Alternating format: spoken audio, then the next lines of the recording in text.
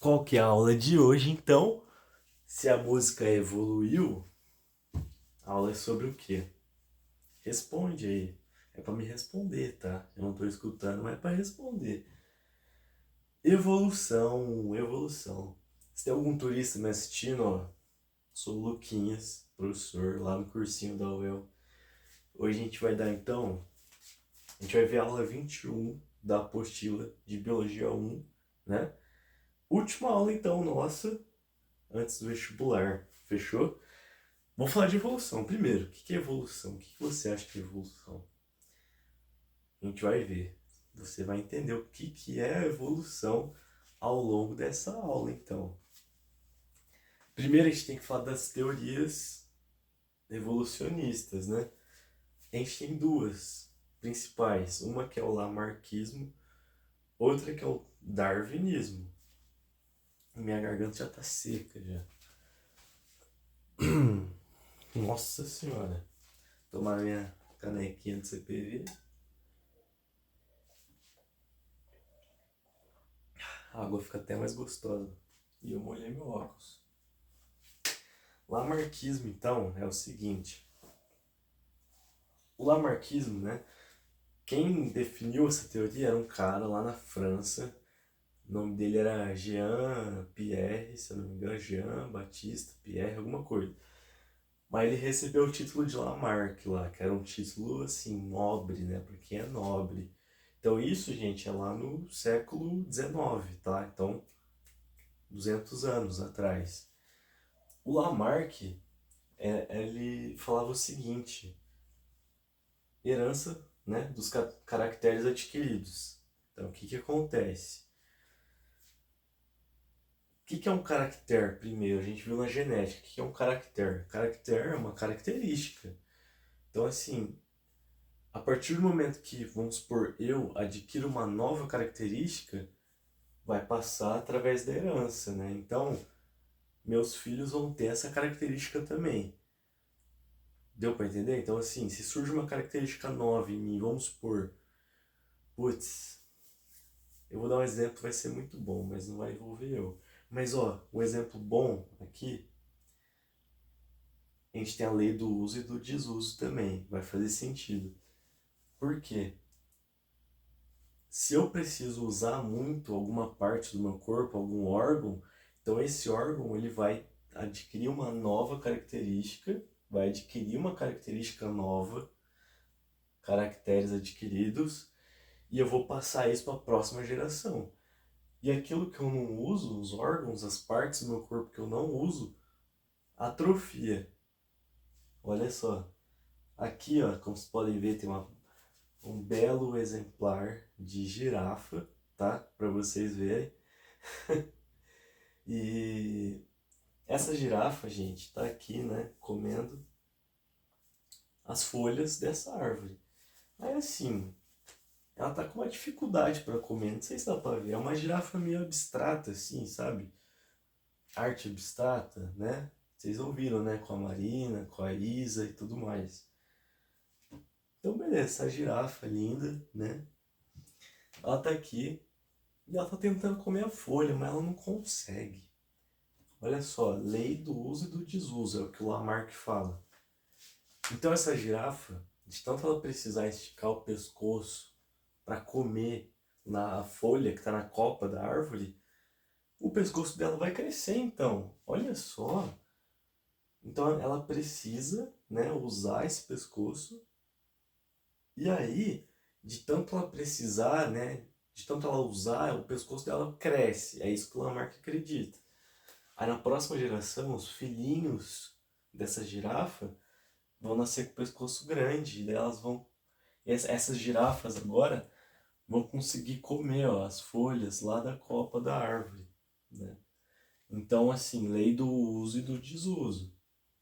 Herança dos caracteres adquiridos. Então, esse cara aqui adquiriu essa nova característica de ter o pescoço grande. E por que herança? Porque ele vai passar para as próximas gerações, né? Uau, fala uau. Então, é isso que o lamarquismo prega. Vocês acham que isso é verdade? Você acha que isso realmente acontece na natureza ou não? Ah, não ouvi, fala. Então, isso não acontece na natureza. Sabe por que que não acontece? Vamos pensar assim, ó. Vocês acham que se uma girafa, realmente, se ela precisar, né, não alcançar uma folha de uma árvore mais alta, o pescoço dela vai crescer assim, do nada, assim, do neida, né? Do neida. O pescoço dela vai crescer. Vocês acham que é verdade? Você acha que isso acontece na natureza? Não, muito bem, eu ouvi você falando. Se fosse assim, gente, então aqui vocês conhecem esse cara, né? Esse é o Chris Bumstead, né? Como vocês podem ver, o nosso shape tá parecido. Nosso corpo, ó. Calma, deixa eu fazer igualzinho ele. Porra, ele, do jeito que ele tá agora, lembra o meu começo, quando eu comecei na academia, sabe? Lembra bastante, assim, né? Um dia ele chega lá. Então, se fosse assim, ó, por exemplo, o Cibam, conhece, né? Chris Bumstead, o Cibam. Opa, bati na TV. Esse cara aqui, ele é fisiculturista, então ele precisa usar muito os músculos dele, né? Pra treinar, pra disputar os campeonatos. Se fosse assim, então, de tanto ele treinar, de tanto ele usar esses músculos, os músculos dele realmente crescem. Tá bom, beleza. Ixi, olha o lamarquismo dando certo. Mas se o lamarquismo fosse de verdade, assim, se realmente acontecesse, então o filho dele já ia nascer fortão. Já ia nascer, ó, no, porra, shapeado já, entendeu? Aí não, nasce o moleque que é uma tripinha seca lá, né? Tudo bem, ele não tem filho, mas quando tiver vai ser uma tripinha seca, não é? Não vai nascer fortão já, um bebê fortão, não, pô. Entendeu? Se fosse assim também, aí, ó, quem mais ia ter um filho fortão? Olha o tamanho do antebraço, né? Esse daqui, quem não conhece, é o Shaq, que dá aula de biologia também no cursinho. Se fosse assim, mano, o filho dele, pô, vai ser gigante, irmão, gigante, entendeu? Mas então, o lamarquismo não é o que acontece de verdade, mas o Lamarck, ele foi muito importante. Por que que ele foi importante? As pessoas ali acreditavam, né, muito no criacionismo, ou seja, um ser maior, né, um ser poderoso criou o planeta Terra, criou as espécies de animais, de planta, fungo, bactéria, por aí vai. O Lamarck, eu já ia apontar pro cheque, o cheque, né? O Lamarck que ele fala, nossa, isso daqui tá sacanagem, né? Eu falar com esse fundinho aqui, mas eu vou falar. O Lamarck, então, ele foi o primeiro a propor a evolução. Então, que tem uma espécie que tem uma característica, essa característica muda e vai passar para a próxima geração, entendeu? Isso pode dar origem a uma nova espécie. Então, por que que o Lamarck foi importante? Para questionar o criacionismo e colocar na discussão a evolução, né? Que é o que a gente sabe que acontece. Então, assim, gente, uma coisa que eu quero reforçar aqui, né? Falar. Tudo bem, você pode acreditar no criacionismo, sim, né? Você católico, evangélico, muçulmano e por aí vai. Beleza. Assim, eu sou católico, então eu acredito em Deus, mas mesmo assim eu acredito na teoria da evolução. Não é que, não, mas foi Deus que criou tudo, né? Lá no livro de Gênesis, tudo bem. Mas o livro de Gênesis, gente, é uma metáfora. Tudo bem, isso é uma discussão para mesa de bar. Mas você pode tanto acreditar em Deus e acreditar na evolução. Tipo o meu caso, tá bom? Certo? Não vai achar, nossa, o Luquinha é ateu. Nossa, não acredita em Deus, acredita na evolução, acredita no Darwin. Calma aí, beleza? Dá pra acreditar nos dois. Falei do Darwin, é exatamente dele que a gente vai falar agora. Então, darwinismo, ó.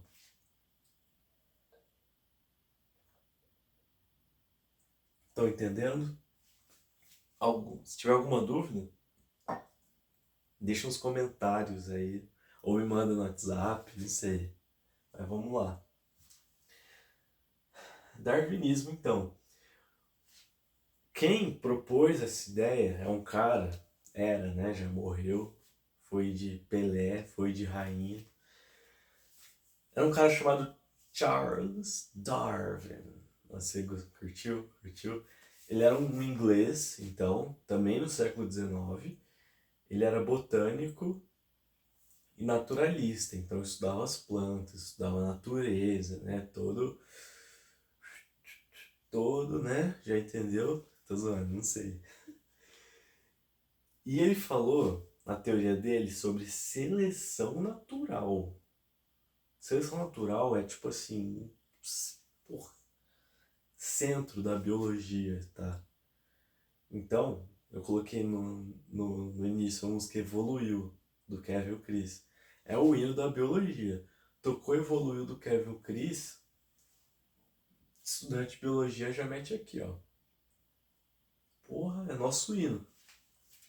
Porque a gente sabe que é isso que realmente acontece e aconteceu ao longo de toda a história da Terra, né? Até a gente chegar ao que a gente é hoje, fechou? Então vamos falar de seleção natural. Seleção natural, ela é o seguinte: o meio ambiente seleciona aqueles indivíduos melhor adaptados. Quando eu falo de indivíduo, gente, estou falando de animal, estou falando de planta, fungo, todos seres vivos, tá? A gente pode pensar mais em animal e planta, que é mais fácil de trazer, né, no nosso cotidiano, beleza? O meio ambiente, então, que seleciona, não é pela necessidade do organismo que ele vai adquirir uma característica nova. Não. Ele adquire uma característica nova ao acaso, tá? Então surge uma característica nova naquele indivíduo e aquilo para ele é vantajoso naquele ambiente. Então o meio ambiente vai selecionar essa característica, mas é ao longo de várias gerações. Vocês vão ver, ó. Calma aí, vocês vão entender. Cadê minha girafinha? Cadê minha girafinha? Ah, a girafinha tá chegando. Vou mostrar pra vocês a girafa já. Era pra mostrar depois, mas vai ficar melhor se eu explicar agora. Pra já explicar a evolução. Então assim, uma característica nova, igual ao pescoço da girafa, não é assim, ai, tô precisando comer a folha. Cresce pescoço, aí vai lá o Harry Potter.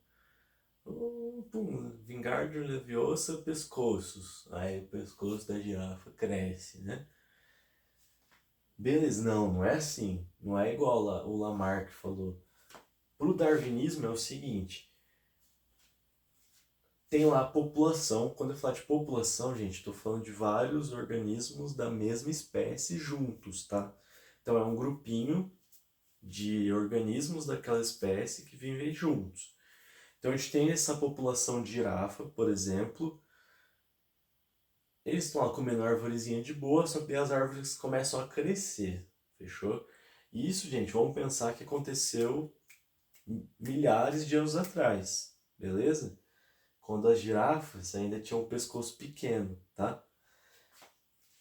Aí, por acaso, assim, por acaso mesmo, surgiu uma mutação no DNA de alguma dessas girafas que fez que ela tivesse o pescoço um pouco maior. Então o pescoço dela cresceu mais do que das outras. Aquilo foi vantajoso para ela? Foi vantajoso. Então assim, ela conseguiu comer mais, ela comeu mais folhas. Então, se ela comeu mais, ela cresceu mais? Sim ou não? Sim, ela cresceu mais. Então a girafa cresceu mais, porque ela conseguiu comer mais. Se ela comeu mais, ela ficou mais forte? Ficou mais forte. Teve mais energia? Teve mais energia. Ou seja, se ela ficou mais forte, teve mais energia, saudável, cresceu mais, o que ela fez de mais também?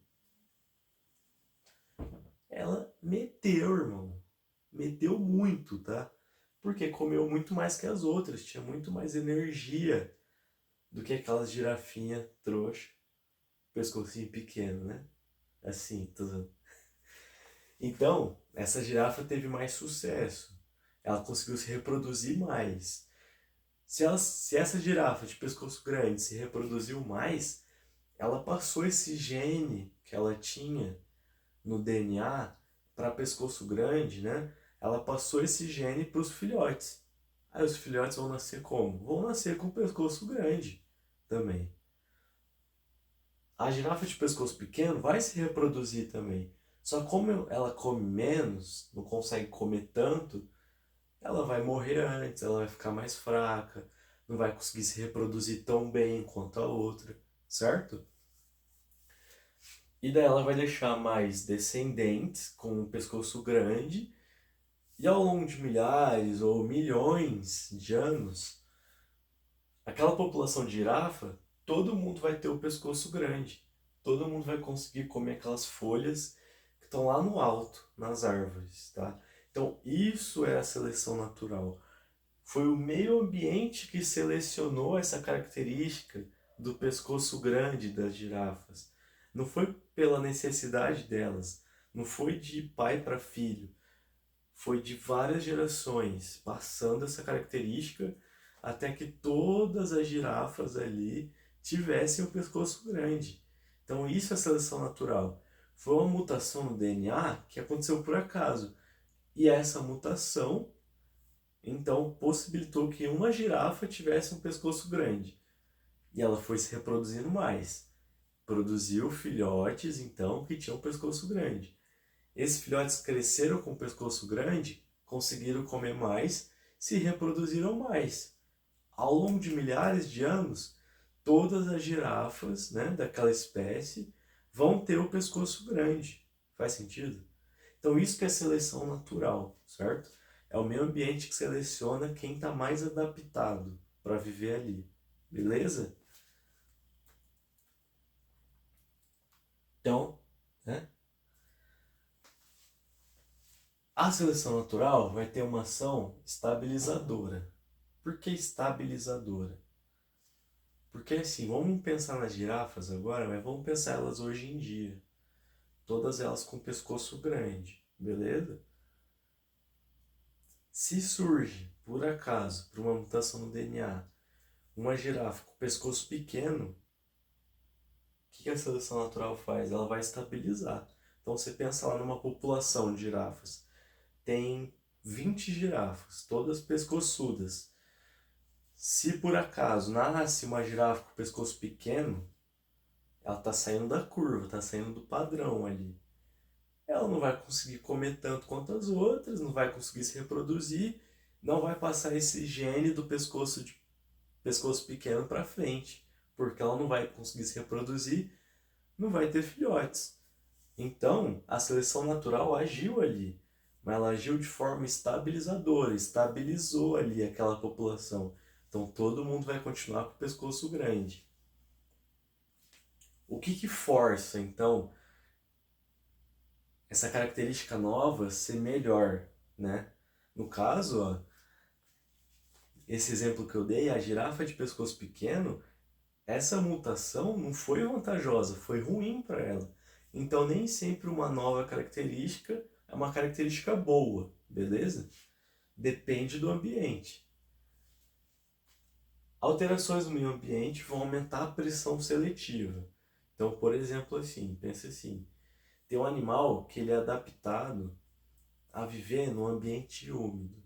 Vamos supor, uma população de um animal que é adaptado ao ambiente úmido, perto de rio, vamos supor. Se acontece uma seca muito grande, se rio seca, o que vai acontecer? Aumenta a pressão seletiva. Então aqueles organismos que têm genes, né, que deixam eles mais sensíveis à seca, eles vão morrer na seca. Mas alguns vão sobreviver. E esses têm gene lá no DNA deles que fazem com que eles sejam mais resistentes à seca, beleza? Então assim, aí eles vão se reproduzir, vai gerar, né, filhotes mais resistentes à seca, beleza? Então, aconteceu uma alteração no ambiente que forçou, fez uma pressão seletiva, forçou a seleção natural, certo?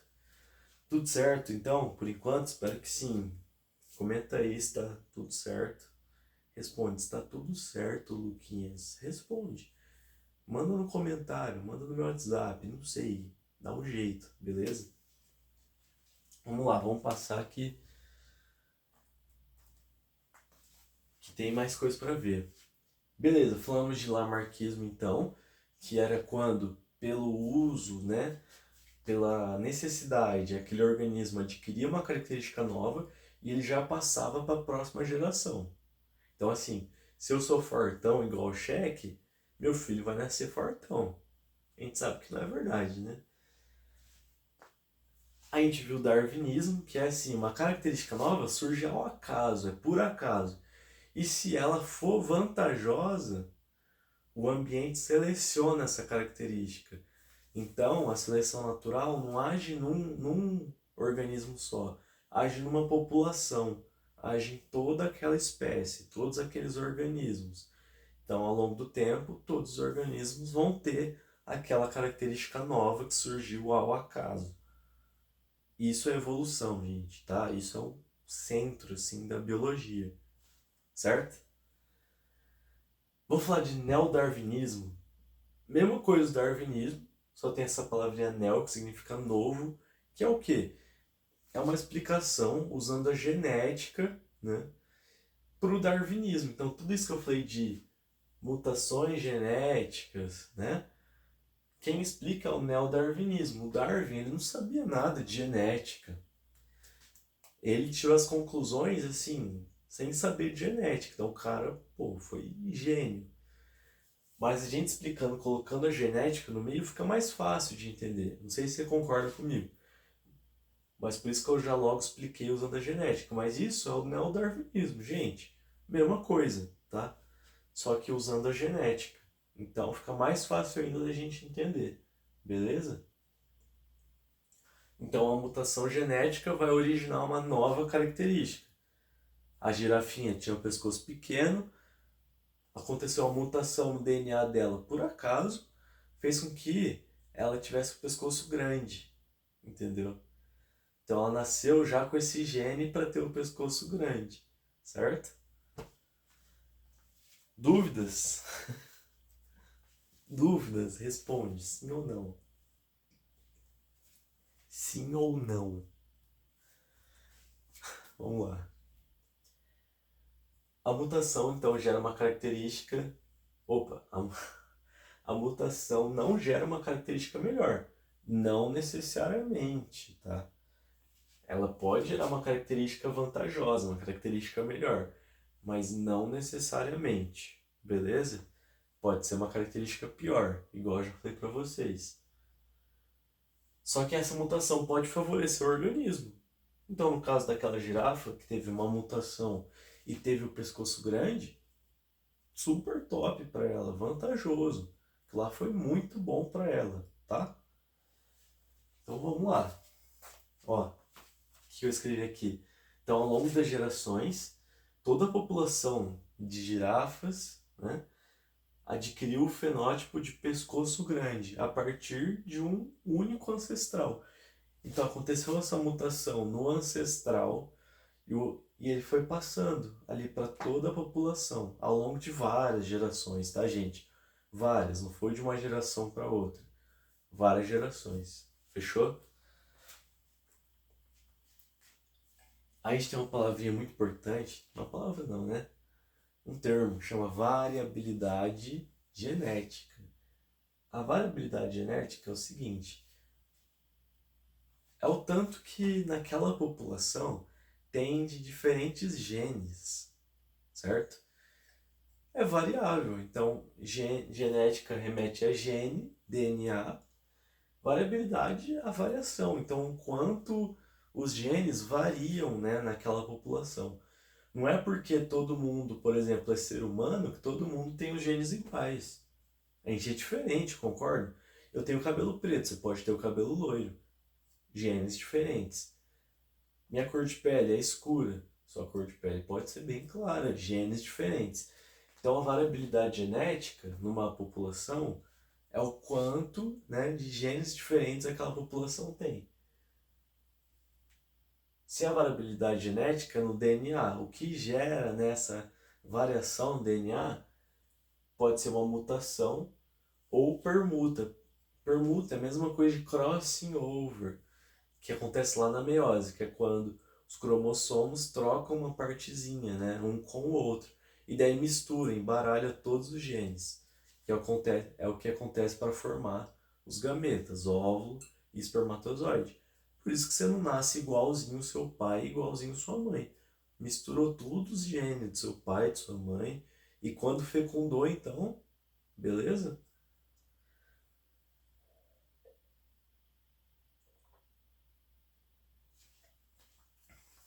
Outra coisa que eu queria falar. Não existe, gente, organismo mais evoluído que o outro. Puta, dei spoiler. Vou fazer uma pergunta. Eu ia perguntar assim: você acha que o ser humano é mais evoluído que uma minhoca? O que você acha? Finge que eu não dei a resposta. O que você acha? O ser humano é mais evoluído que minhoca? Eu sou, calma aí. Não, tá? Porque assim, mas por que não? Uma minhoca, aquela bostinha lá, e eu sou foda, ser humano. Beleza, então eu vou pegar você, sabe o que eu vou fazer? Vou enfiar você lá debaixo da terra, te enterrar assim, ó, 1 metro para baixo da terra, e você vai ter que sobreviver ali, beleza? Por uma semana. Fechou? É, amigão, viu? Que você não é mais evoluído que a minhoca, você só é mais adaptado ao seu ambiente. Mas se eu colocar você embaixo da terra, a minhoca é muito mais adaptada do que você.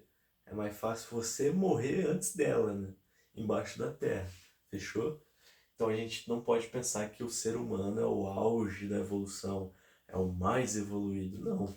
Se uma bactéria está viva, né? Se uma espécie de bactéria está viva até hoje, pô, é porque ela é adaptada a viver até hoje. Então a gente não é mais evoluído que aquela bactéria. Beleza? A gente só é diferente. Beleza, é diferente, sim. Mas não é mais evoluído. Cuidado, hein? Porque isso cria aquela ideia de que, nossa, o ser humano é mais evoluído. Contextualizando ali com a sociologia, com a história, ó, aula interdisciplinar, hein? Pro vestibular. Tá chegando. Já ouviu falar de darwinismo social? Darwinismo social é o seguinte: alguns europeus, né, brancos ali, né, colonizadores, lá no século XIX, pegaram a ideia do Darwin, tipo assim, o Darwin tinha acabado de soltar lá a teoria dele, né, da evolução. O pessoal pegou, principalmente lá na Inglaterra, pegou assim essa ideia do Darwin para explicar o quê? Por que que os brancos colonizavam, né, os povos pretos? Então eles queriam explicar que os pretos, né, as pessoas pretas, eram menos evoluídas que as pessoas brancas, né? Que as pessoas pretas eram parentes próximos dos macacos, vieram dos macacos e os brancos não, vieram da puta que pariu, né? Mas enfim, não sei, né, que bulhufas. Bulhufas foi foda, né? Coisa de velho, mas enfim. Então assim, cara, meu Deus, não existe isso de mais evoluído, certo? Quem já assistiu Django Livre sabe que o pessoal lá usa essa ideia de que branco é mais evoluído. Inclusive assistam Django Livre, é um puta filme. Já deu 47 minutos de aula. Caralho. Quem tá assistindo até aqui é guerreiro, viu? Valeu. Então vamos lá. Tipos de seleção natural. Primeiro tem a seleção natural disruptiva. Os extremos são favorecidos. Então aqui a linha vermelha é antes, como que a população era antes, em relação ao fenótipo, tá? Era um fenótipo antes. E agora, como que a população é depois? Eu tinha pensado no exemplo perfeito para isso. Ah, lembrei. Vamos pensar numa floresta, então.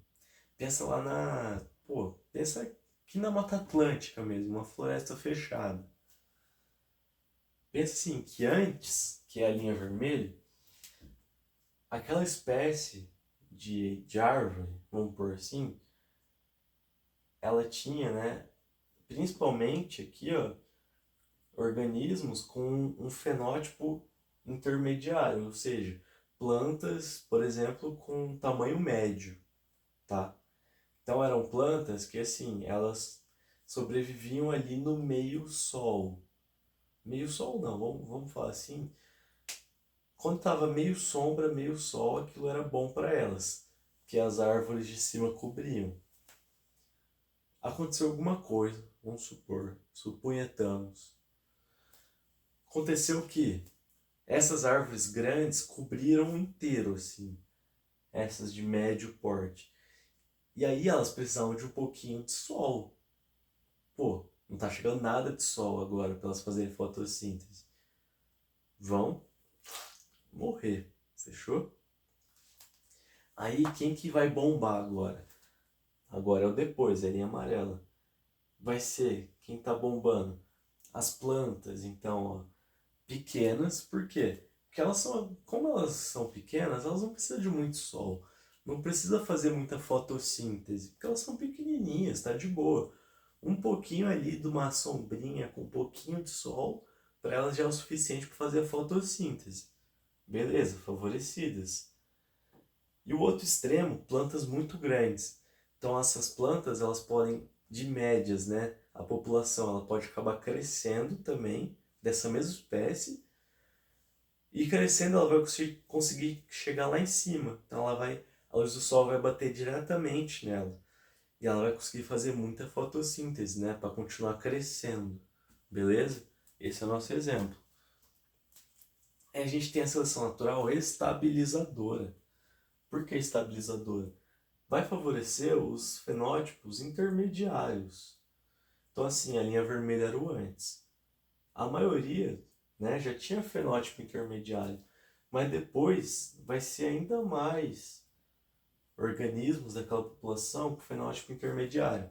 O exemplo que eu pensei foi o seguinte: pensei no exemplo de um inseto, de uma borboleta. Então tem a borboleta lá. A borboleta de tamanho médio vai ser favorecida. Por quê? Porque ela não vai ser nem tão pequena para ser comida por uma aranha, e nem tão grande para um passarinho ver lá de longe e comer ela. Então, o tamanho médio dessa borboleta é favorecido. Então, a maioria dos indivíduos, né, a seleção natural vai selecionar aqueles indivíduos com tamanho médio. Se nascer algum por mutação no DNA muito grande, vai vir um passarinho e vai comer. Essa borboleta grande não vai conseguir se reproduzir. Então os genes dela, né, para ter o tamanho do corpo grande, não vão passar para frente, beleza? Seleção natural. Aí eu tenho a seleção direcional, fechou? Um dos extremos é favorecido. Um exemplo clássico, as mariposas lá na Inglaterra durante a Revolução Industrial. Então assim, pense assim, antes da Revolução Industrial, um, as paredes, né, das casas, das lojas, era tudo branquinha. Tudo branquinha. Então assim, ó, a linha vermelha é antes, né? A maioria das mariposas eram brancas. Por quê? Porque elas ficavam ali na parede e se camuflavam com a parede. Então os passarinhos que iam comer ela não conseguia ver de longe aquelas mariposas brancas na parede branca. Só que daí começou a Revolução Industrial. Então eles começaram a queimar carvão lá, como vocês já sabem, né? Sai aquela fuligem das indústrias, aquela fumaçona preta. E essas paredes, então, nas cidades que eram brancas, ficaram pretas agora, né? De fuligem, de fumaça. Aí pensa lá, uma parede preta e uma mariposa branca. Chama atenção. Aí vai lá o passarinho, vê de longe, pum, comeu. Aí, suponhamos, né? Surge uma mariposa preta. Por mutação genética. A mariposa preta agora ela se camufla ali nessa parede preta. Então elas vão conseguir sobreviver por mais tempo e se reproduzir mais. Ao longo do tempo, a maioria agora das mariposas são pretas, entendeu? Porque as paredes ficaram pretas, mas não foi, nossa, a parede ficou preta, pum, mariposa ficou preta. Não, isso demora várias gerações, vários anos, beleza? O último tipo de seleção natural é a seleção sexual. Então assim, a fêmea vai escolher o macho ali mais bonitão, o mais atraente, né? Safada, sem vergonha. Não olha pro caráter, ela olha só pro físico. Só. Exemplinho, pavão. Já viram pavão? Se não viu, pesquisa aí, pavão. O pavão, o macho, quando ele quer... Porra, quando ele tá no cio, tô zoando, não é cio não, tá? Mas quando ele quer, ó, regaçar, ele pega a cauda dele e abre assim, ó, fica bem grandona a cauda dele. Isso chama a atenção das fêmeas. Então pensa lá, quando surgiu, por acaso, um pavão com a cauda grandona, assim, ó, bonitona, colorida. A fêmea olhou para aquilo e falou, caralho, é ele, tá ligado? É pra ele que eu vou dar hoje. Tô usando, que isso? Desculpa. Mas a fêmea ficou, nossa, tipo, porra, é ele então. Então ela escolheu, né? Ela escolheu aquele macho que era mais atraente. Isso acontece até hoje, gente, beleza? É aquele macho que tinha cauda, né? Bostinho, coitado, bobinho. Morreu virgem, né? Não transou ali, coitado. Não deixou filhotes. E os machos, né, com a cauda grandona foram se reproduzindo. E os filhos nasciam com a cauda grandona também. Beleza? Agora a gente vai falar de especiação, que é como uma nova espécie é formada. Eu juro que eu tô acabando, juro. Formação então de uma nova espécie. Que ela pode ser simpátrica ou alopátrica. Ó, simpátrica, sim, significa compartilhado. Pátrica vem de pátria, que é terra, território. Então, surge, essas espécies estão na mesma área, terra compartilhada, estão na mesma área, só que surge várias mutações dentro dessa população que faz com que um grupo ali não consiga mais se reproduzir com os outros. Beleza? É o que a gente vai chamar de isolamento reprodutivo. Ó, quase que eu esqueci. Isolamento reprodutivo. Então, mesmo aquela população estando junta, agora um grupinho ali dentro dessa população não vai conseguir se reproduzir mais com os outros por causa de mutações genéticas. E daí agora tem uma espécie nova. Então ali agora passou de uma espécie para duas espécies naquele local. Ó. Então assim, coloquei aqui o exemplinho da girafa mesmo. Ó que bonito essa girafa, fala a verdade, tá top, né? Coloquei a girafa até roxa, nem existe, mas só para dar exemplo. Tem lá uma população, mesmo espaço, a mesma terra, né? Simpátrico. Surge, por acaso, uma girafa pescoçuda. Beleza. Surgiu genes diferentes. Aí essa girafa vai se reproduzindo, ao longo das gerações, várias então girafas vão ter o pescoço grande. Chega uma hora que se uma girafa de pescoço grande quiser se reproduzir com uma girafa de pescoço pequeno, não vai dar certo, não vai conseguir reproduzir.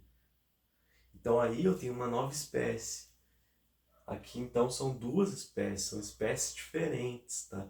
Porque já mudou muito ali os genes de uma espécie e da outra, beleza? Certo? Acorda, acorda. Não é pra dormir. Deixa eu ver se tá gravando ainda. Tá gravando. Bom demais. Pô, deu 40 minutos de aula ainda. Achei que ali no notebook tá marcando 57. Mas tá bom. Tô gravando pelo celular do meu irmão. Ele tá dormindo. Pedi pra ele pôr o dedo lá pra desbloquear a digital. Porque meu celular tá sem memória, né? Foda. Pobre, né? Mas vamos lá. A gente tem essa especiação, então, que chama alopátrica. Alo é de outro. Pátrica vem de pátria, que é terra. Então, surge uma nova espécie pela separação do território. Então, cada uma vai estar em um território diferente, numa terra diferente, num espaço geográfico diferente.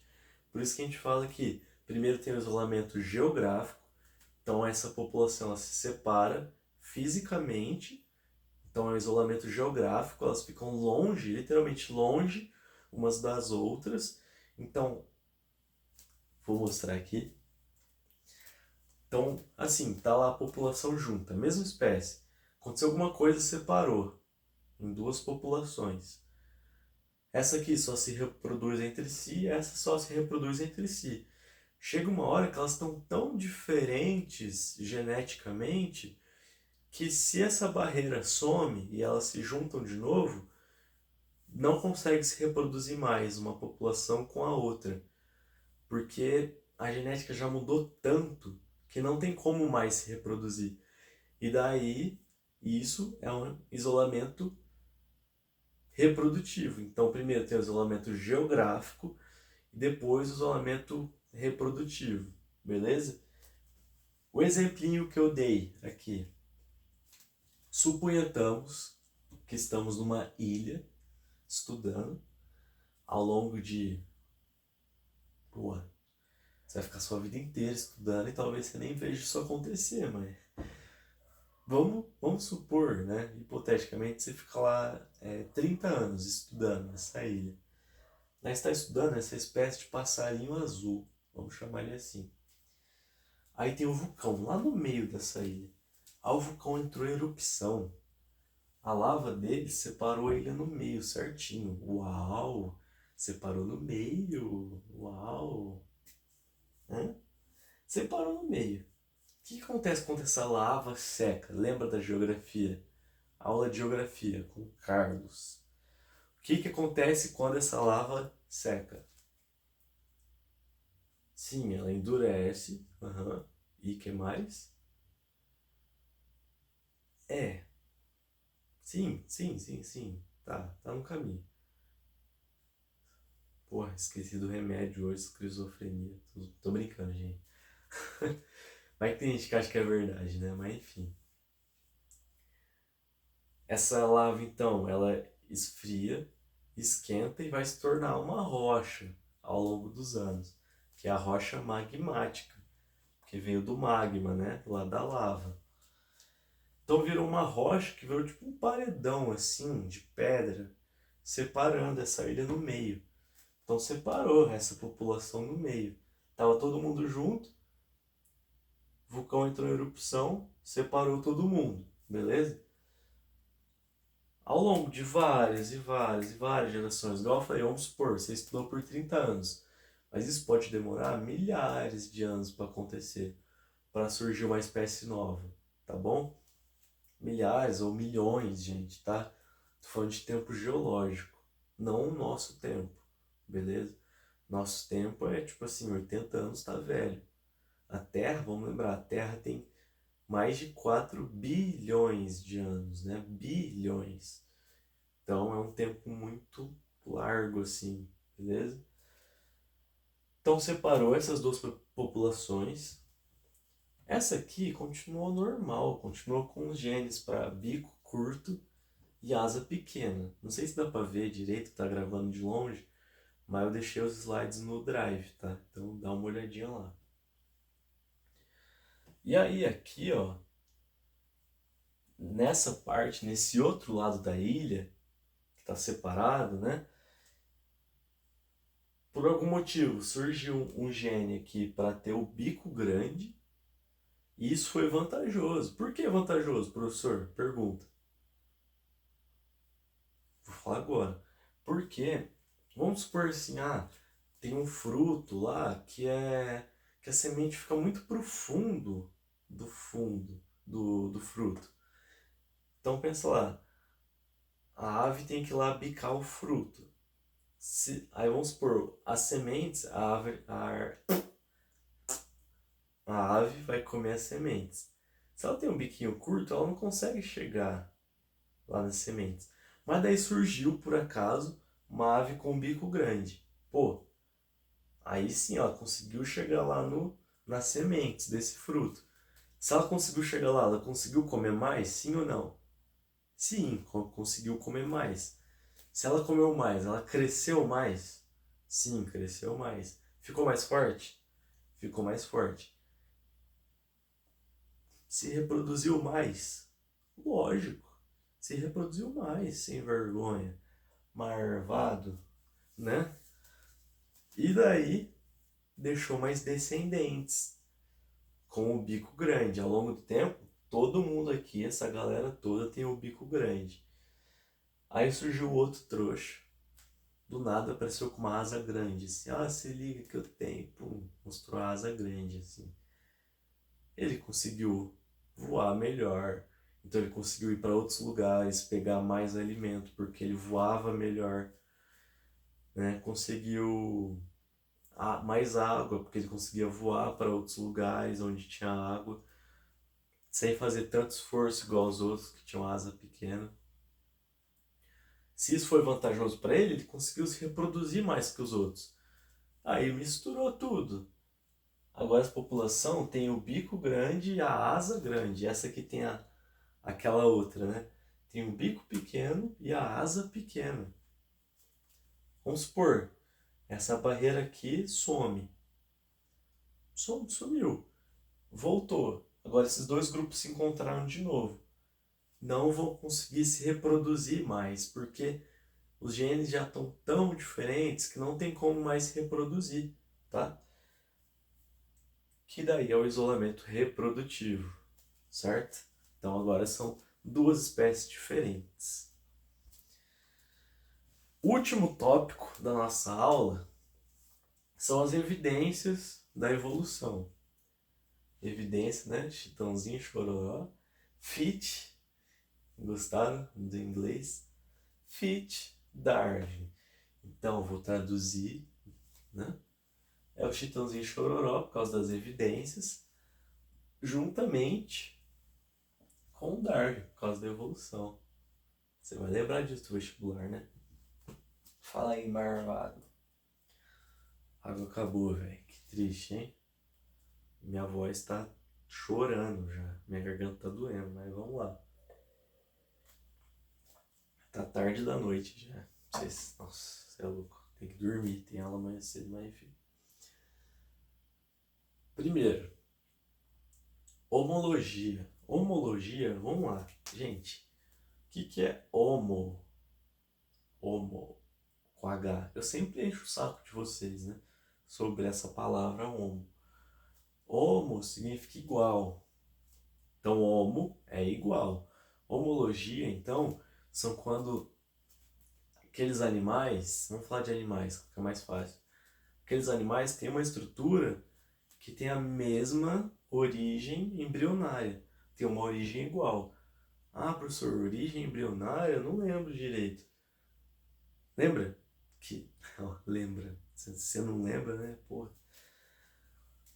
Mas, assim, embrião é quando, assim, juntou gameta, espermatozoide e ovócito, né? O óvulo. Juntou, formou o zigoto. Aí o zigoto vai crescendo, vai se dividindo, vai formando um monte de células. Isso é um embrião. Então, o embrião é o começo do desenvolvimento de um animal, tá?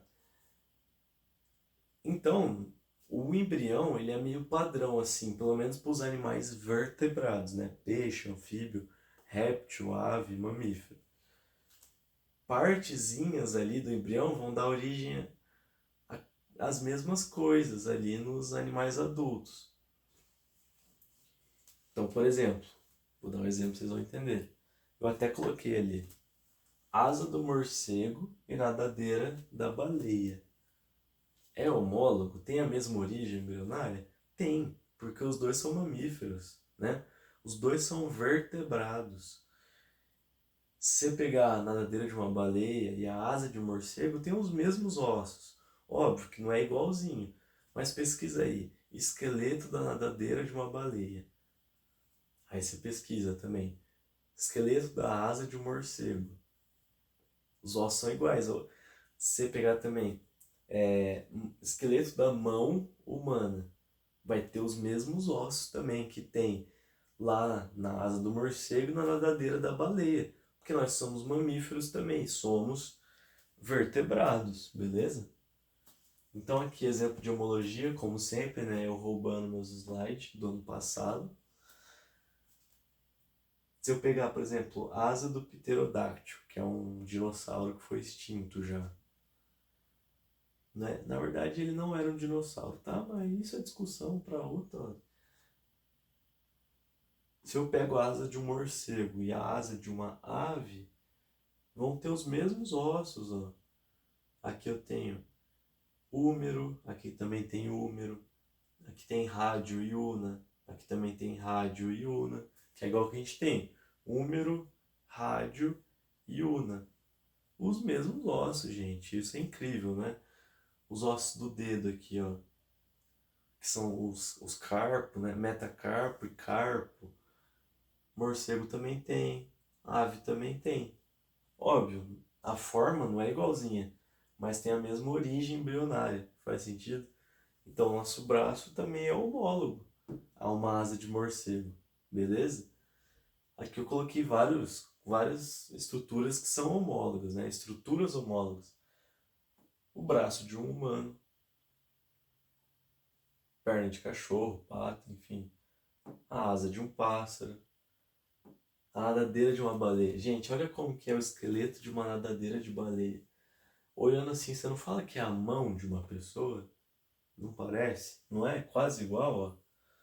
A nadadeira de uma baleia, o esqueleto, é assim. Pra vocês verem como que é incrível, tá? E daí as corzinhas estão marcando quais ossos são iguais. Iguais não, mas são os mesmos ossos, né? Por exemplo, o rádio, ó, que é esse clarinho aqui. Olha como que ele é. Lá na baleia ele é meio gordão. Nos humanos ele é grande, né? Ao longo de todo o antebraço. E aqui outros exemplos também. Ele coloca a pata de um cavalo, a perna de uma rã, tá bom? E aqui é o embrião de cada grupo de vertebrado. Olha como é que é parecido: embrião de peixe, embrião de anfíbio, embrião de réptil, de ave e de mamífero.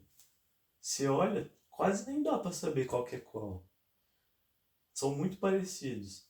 Aí conforme vai crescendo, vai diferenciando. Mas de começo é muito parecido. Então vocês entendem agora. É tão parecido, né, que quando cresce, quando vira adulto, os ossos são iguais. A maioria dos órgãos também são muito parecidos, beleza? Os mesmos órgãos, os mesmos ossos. Fechou? Homologia, a gente chama isso. Aí a gente tem uma analogia. O que é uma analogia? Quando eu faço uma analogia na sala de aula, por exemplo, o que eu estou fazendo? Estou pegando duas coisas que são diferentes, distantes, né? E juntando elas porque elas têm um sentido parecido. Tipo, porra, agora eu não vou conseguir pensar numa analogia. Só. Eu falei, eu fiz uma analogia no começo da aula, então eu peguei a teoria lá do Lamarck e fiz uma analogia lá com o cheque. Então, se o cheque for fortão, como ele é fortão, o filho dele vai nascer fortão também. É uma analogia, eu tô pegando um cara que é amigo meu, que é musculoso, com uma teoria da biologia, entendeu? Então, assim, isso é uma analogia. Quando eu falo de analogia aqui nas evidências evolutivas, o que eu estou falando? São estruturas que têm a mesma função. Então, ó, lá na homologia, eu esqueci de falar, na homologia as estruturas nem sempre têm a mesma função, só que têm a mesma origem embrionária.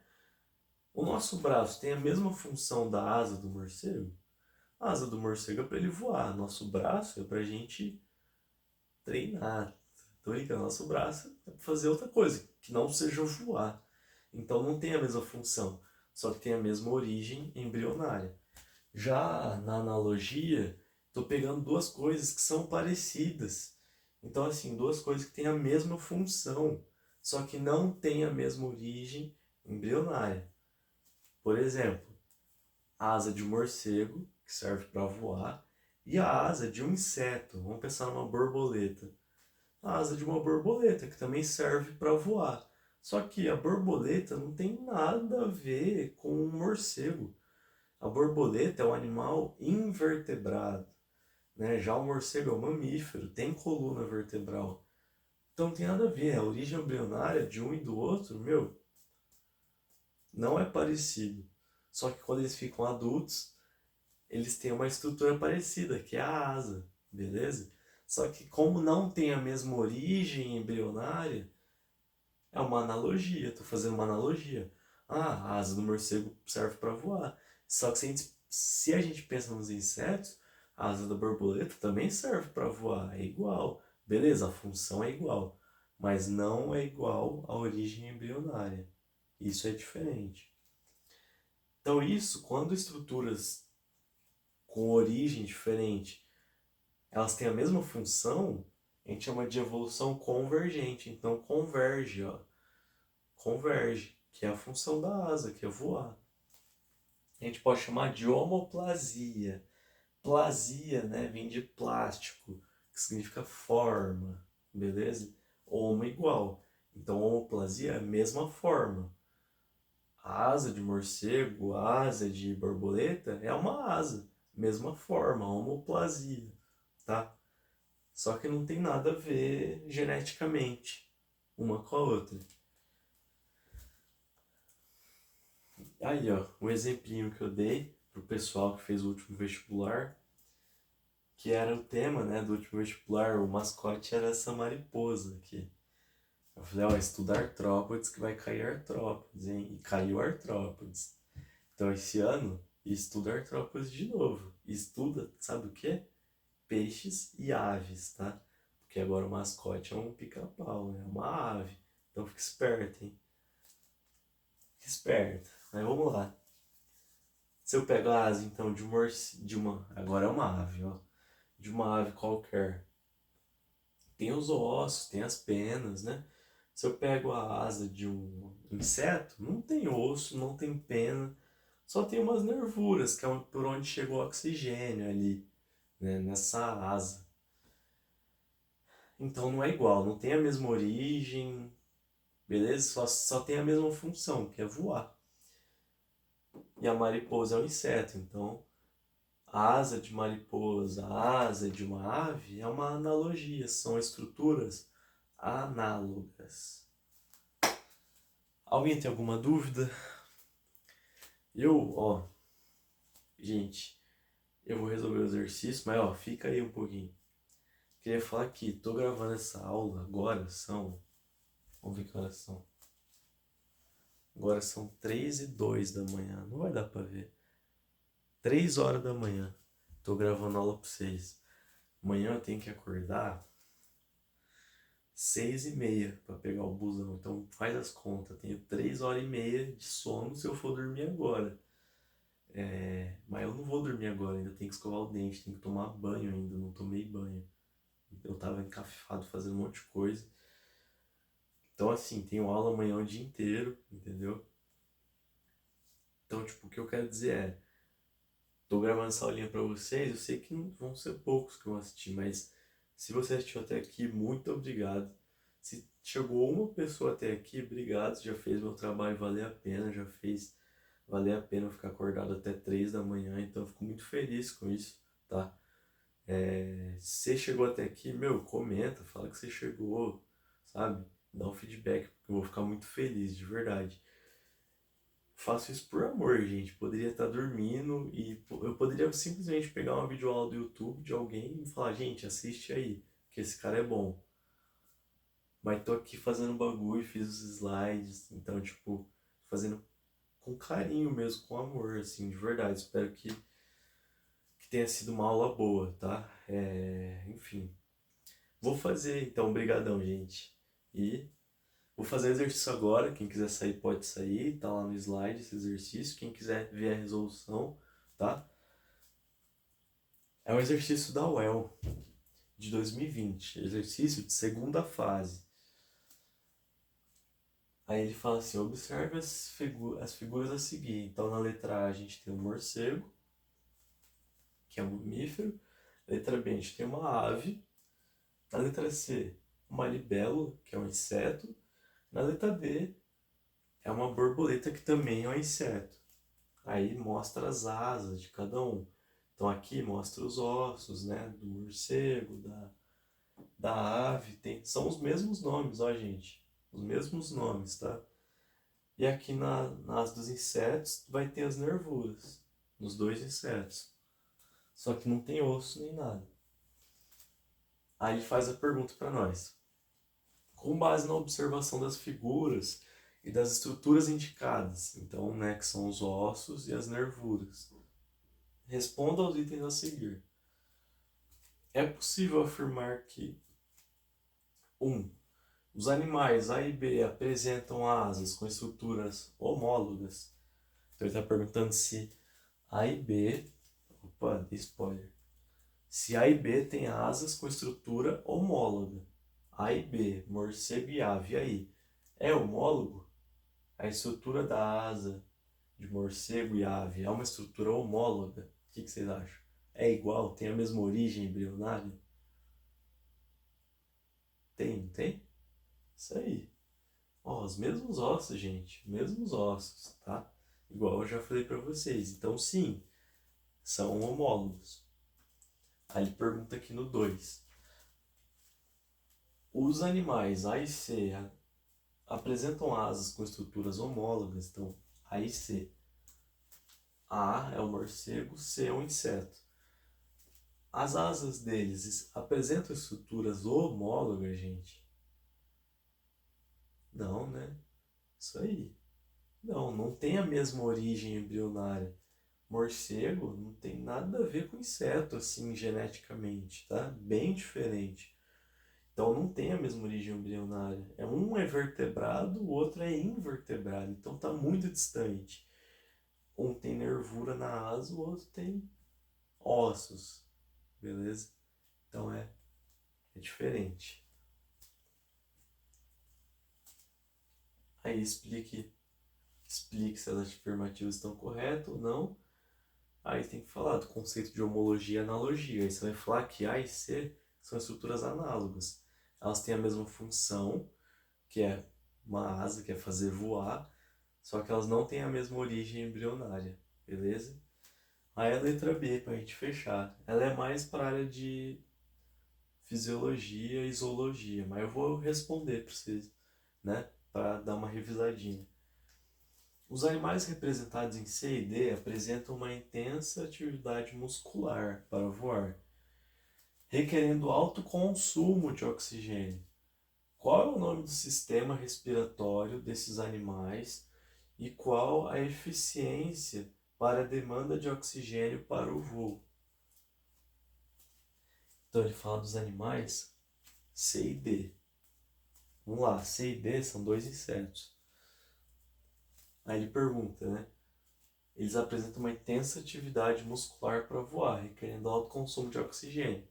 Então vamos lembrar, os insetos, eles contraem o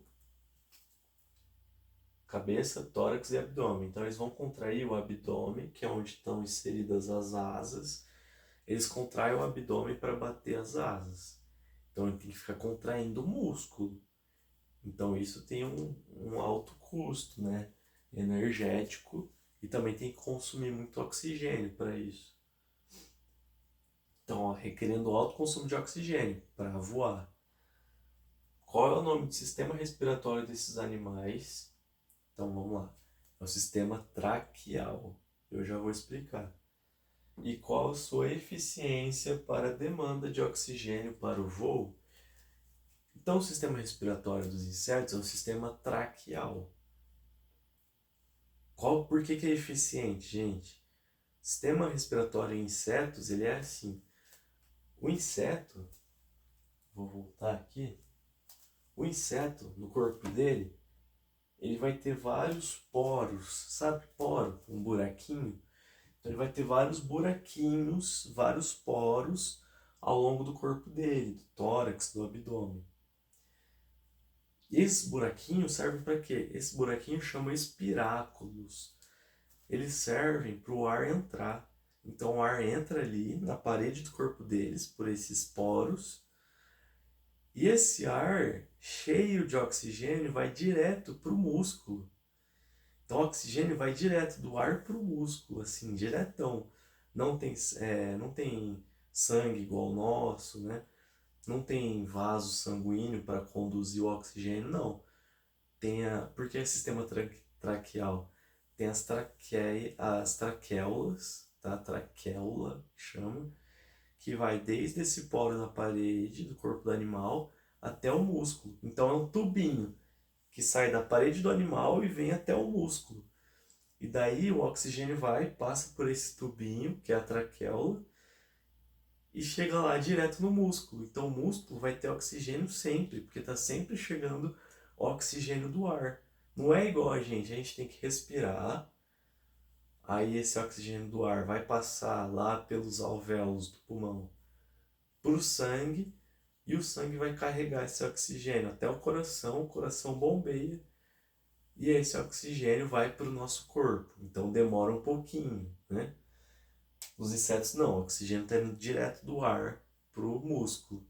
Então por isso que esse sistema dos insetos é bem eficiente, tá bom? Porque eles têm uma alta demanda de oxigênio, mas o sistema é eficiente. Tá aí a expectativa de resposta, que a UEL deu, tá bom? Gente, qualquer dúvida, manda mensagem, tá bom? Por favor, manda mensagem então para mim, que eu vou responder, beleza? E é isso. Então, quem quiser deixar um comentário aí, por favor. De novo, ficou alguma coisa com dúvida? Me chama. Tentou fazer exercício? Não foi? Me chama, tá? Me chama no WhatsApp, no Insta. Meu Insta é @lucaslima4_. Manda mensagem lá, fechou? Valeu, gente. Obrigadão quem assistiu. Espero que tenha sido bom e bom vestibular. Vamos lá. Força, galera. Tamo junto.